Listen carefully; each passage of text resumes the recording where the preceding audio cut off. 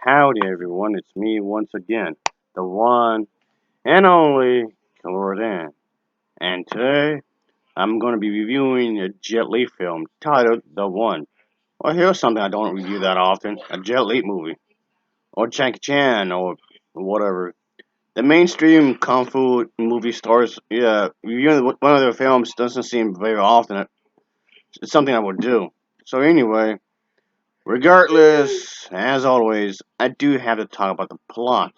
So let's just get into it, shall we? So of course, as you might expect, this is going to become a rather crazy adventure when this rogue multiverse agent goes on a manhunt for the alternate versions of himself, getting stronger and stronger with each kill that he does.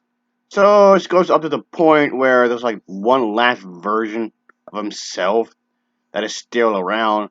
This LASD cop can't stop him, but can he actually do it? So, and yeah, a rather straightforward premise where we get to see that this individual who is once this agent of this multiverse authority and agency that places the interdimensional travel kind of thing, wormholes and whatnot, goes on a hunt down the going down to these alternate versions of themselves and this alternate realities by killing 124 versions of the other selves and, of course, absorbing their life energies, so to speak. He believes that he would become a superpowered godlike being called the One. So, but the thing is, he needs one more to get rid of. And, of course, he plans to do so, obviously. And, of course, he wants to make sure that nothing stops in the way. Oh, yeah.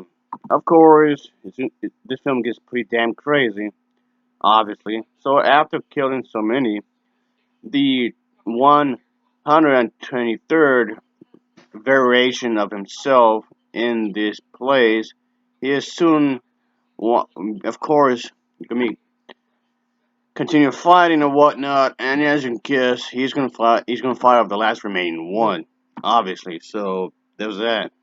And so yeah, there might be these crazy things going on. So you are not the one person that you may know of. There are many other different kinds of versions of you in one universe or another. So there are ways to travel in this movie. But the thing is that, of course, things get weird, crazier and weirder in some ways. So there's that. And yeah, it's one of those movies like alternate reality type movies, I guess.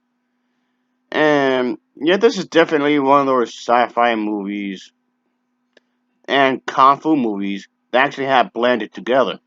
So this martial arts flick that has a strong sci-fi element towards it, but the bottom line in this film is still remains a high-kicking action type of a movie. So it does deliver in that front. The story itself is fairly simple when you think about it. Yeah, there's this murdering, crazy psychopath criminal that is killing all the other copies of himself from all the universes each time one of these individuals die. The life force, energy, or whatever you want to call it, goes dividing amongst the survivors. And of course, this this kind of a thing does go into this kind of nature where it will lead to a lot of action. And I can tell that Jet Li really tries to give all the other versions of himself personality. So he really tries to put his acting chops in this one.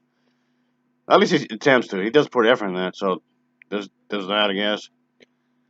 But anyway, I can say this was basically a pretty much straightforward action movie where the action itself is well delivered. It's a fun ride, I guess you can say.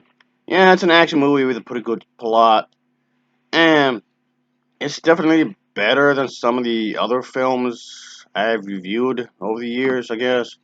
Because some of the other action movies in recent years, I don't really don't care for them really. And this was definitely one of the better films I reviewed over the years, obviously. So there's that. When it comes to the more modern day kung fu movies, like from the 1990s or from the 2000s and upward, I tend to avoid these because honestly, some of these I don't even care for really because a lot of them I tend to be bland, boring, and just overall bad. But thankfully, this was definitely one of the better martial art films from the modern era, I guess. So yeah, there's the sci-fi element, there's the action, and I guess they were trying to be a bit more original in that context of the story. I guess. Of course, they do their best to make the show the fight sequences come off natural, and in a lot of ways they actually do. That's definitely a plus, folks. Obviously. So the film is well edited. I did like the fight scenes, which were really well executed. I did like the whole idea behind this. I did like the music was pretty good. So overall, a pretty well executed film. So if you have not seen this film as of yet, for whatever reason, I suggest just giving this a shot. Okay, no pun intended, but still, I can say that this was a high-end action movie that delivers the goods in a lot of ways. So there's that. It does what it does. It does what it's supposed to. It does what it promises. Of course, like I was saying, it delivers what it's what you what I expect from these kinds of movies, and that's definitely a good thing there. At the end of the day, it's an action movie, and that's what it has. Lots and lots of action, but a pretty simple overall story. I liked it, folks. It was pretty good. I really enjoyed this one. So anyway, I'll give it an overall rating of a 7.5 out of 10. It gets a 7.5 out of 10 from me. And of course, as always, thanks for watching and take care. Until next time, see ya. Oh yeah.